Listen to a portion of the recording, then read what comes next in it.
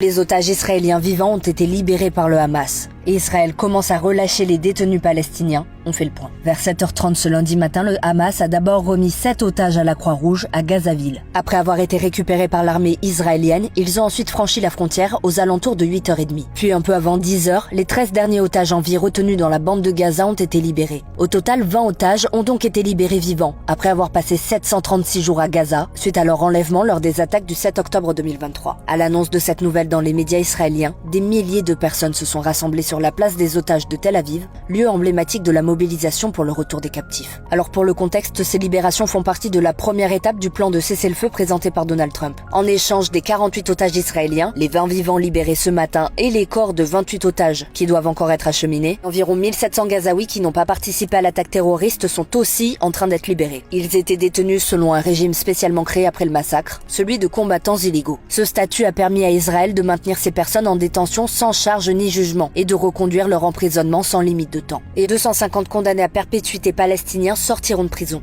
Ils sont membres de factions palestiniennes, notamment du Hamas, du Fatah et du Front populaire de libération de la Palestine. Brut te tiendra au courant de la suite des événements, alors abonne-toi.